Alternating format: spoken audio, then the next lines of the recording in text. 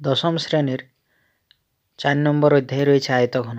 আয়তঘন চ্যাপ্টারের অঙ্কগুলো করার সময় সমকোণী চৌপলে সমগ্র তলের ক্ষেত্রফলের সূত্রটি জেনে রাখতে হয়। 2 গুণিত দৈর্ঘ্য গণিত প্রস্থ যুক্ত দৈর্ঘ্য গণিত উচ্চতা যুক্ত প্রস্থ গণিত উচ্চতা। এটি একটি ঘনকের সমগ্র তলের ক্ষেত্রফল 6a² অর্থাৎ 2 গুণিত a গুণিত a যুক্ত a গুণিত a যুক্ত a গুণিত a। 4 দেওয়ালের ক্ষেত্রফল 2 গুণিত দৈর্ঘ্য যুক্ত প্রস্থ গুণিত উচ্চতা অর্থাৎ ভূমির পরিসীমা গুণিত উচ্চতা। এরপর রয়েছে আয়তঘনের কর্ণের দৈর্ঘ্য রুট দৈর্ঘ্য স্কয়ার প্লাস প্রস্থ স্কয়ার প্লাস উচ্চতা স্কয়ার। ঘনকের কর্ণের দৈর্ঘ্য √3 ইন্টু বাহুর দৈর্ঘ্য। এইগুলো আয়তঘনের আয়তন দৈর্ঘ্য গুণিত প্রস্থ গুণিত উচ্চতা।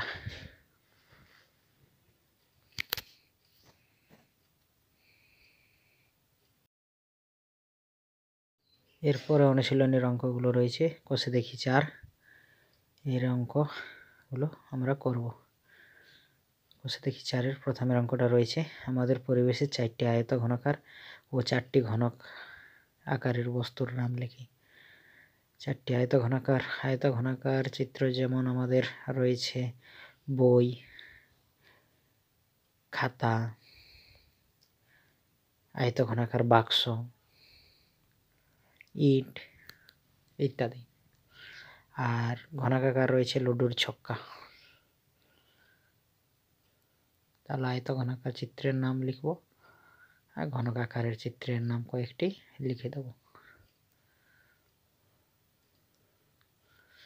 এরপর 2 অঙ্কটা রয়েছে একটি চিত্র রয়েছে, সেই চিত্রের তল, ধার এবং শীর্ষবিন্দুগুলির নাম লিখতে হবে। শীর্ষবিন্দু অর্থাৎ কোণের বিন্দুগুলি এবং ধার বলতে তার বাহুগুলি এবং তল একটি আয়তঘনকের যে 6টি তল রয়েছে সেই 6টি তল। এখানে এই ABCDEFGH চিত্রের ধার এবং তলগুলির নাম আমরা লিখে নেব।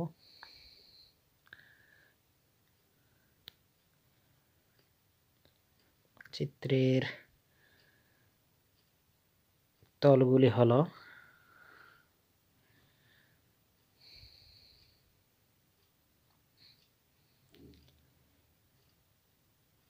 ABCD এই একটি তল, EFGH একটি তল,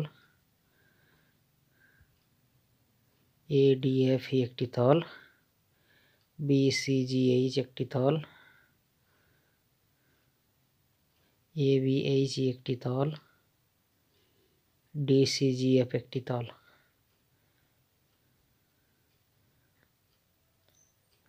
ধারগুলি হলো অর্থাৎ তার বাহুগুলি AB, BC, CD, DA, EF, GH, HE, AE, DF, BH, CG।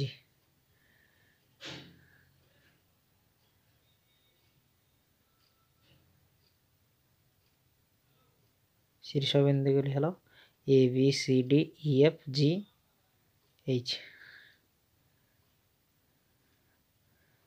তারপরের অঙ্ক রয়েছে একটি সমকোণী চৌপলের দৈর্ঘ্য প্রস্থ উচ্চতা দেওয়া রয়েছে। এর মধ্যে সর্বোচ্চ কত দৈর্ঘ্যের দণ্ড রাখা যাবে, অর্থাৎ এর কর্ণটা আমাদেরকে বার করে নিতে হবে। যে কোনো আয়তঘনাকার চিত্রে আয়তঘনাকার ঘরে সর্বোচ্চ দৈর্ঘ্যের তার কর্ণ বরাবর রাখা যাবে। তাহলে এর কর্ণ দৈর্ঘ্য দেওয়া আছে এখানে 5 মিটার, প্রস্থ দেওয়া আছে 4 মিটার, উচ্চতা দেওয়া আছে 3 মিটার। তাহলে এর কর্ণের দৈর্ঘ্য আমরা জানি কোনো আয়তঘনাকার কর্ণের দৈর্ঘ্যের সূত্র হয় √of দৈর্ঘ্য স্কয়ার প্লাস প্রস্থ স্কয়ার প্লাস উচ্চতা স্কয়ার। তাহলে এখানে দৈর্ঘ্য আছে 5, প্রস্থ রয়েছে 4, উচ্চতা রয়েছে 3। তাহলে এখানে হচ্ছে 5 5 25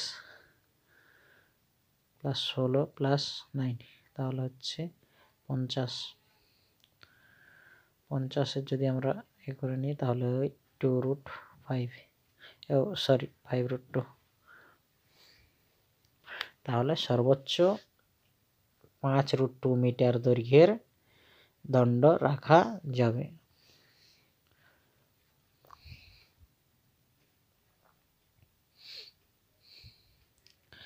এরপরে যে অঙ্কটি রয়েছে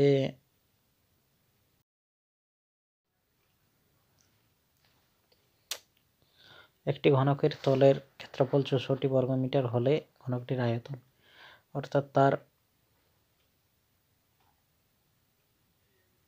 বাহুর দৈর্ঘ্য হবে এই যে 64 রয়েছে তার বর্গমূল। অর্থাৎ একটি তলের ক্ষেত্রফল যদি দেওয়া থাকে, অর্থাৎ দৈর্ঘ্য স্কোয়ার যেটা সেটা দেওয়া রয়েছে, তাহলে একটি বাহুর দৈর্ঘ্য হবে √64।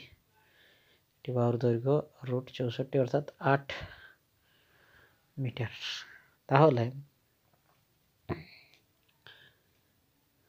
আয়তন হবে বাহুর কিউ অর্থাৎ 8-এর কিউ। তাহলে 8-এর কিউ মানে হচ্ছে 512 ঘন মিটার। 5-এর অঙ্কটা কি আছে? 5-এর অঙ্কটা রয়েছে বকুলতলা গ্রামে 2 মিটার চৌড়া 8 ডেসিমিটার গভীর একটি খাল কাটা হয়েছে। যদি খালটি থেকে 240 মিটার ঘনমিটার মাটি কাটা হয়ে থাকে তবে দৈর্ঘ্য কত লম্বা ছিল। তাহলে আমরা ধরে নিলাম যে দৈর্ঘ্য সমান x।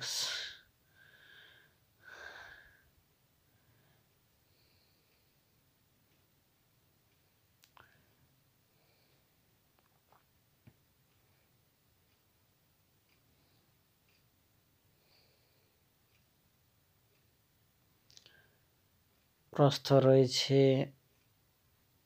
2 মিটার।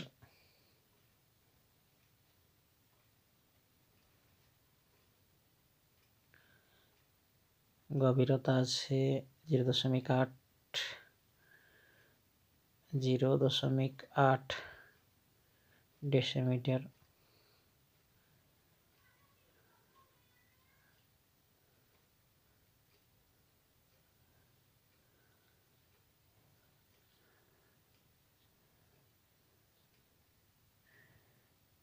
আয়তন হবে x × 2 × 0.8 ঘনমিটার। শর্ত অনুসারে এখানে 8-এর 10 এটা লিখে দিলাম আমরা, 8x/5 হয়ে গেল এত ঘনমিটার। শর্তানুসারে 8x/5 ঘনমিটার সমান 240। এখানে x এর মান সমাধান করে আমরা এর মান পেয়ে যাব। তাহলে 8x সমান 240 × 5, x সমান 240 × 5/8। তাহলে এখানে 8-এর সঙ্গে 240 কেটে যাচ্ছে 30 এবং 3×5 15, 150 মিটার। তাহলে তার যে খালটি কাটা হয়েছিল তার দৈর্ঘ্য 150 মিটার।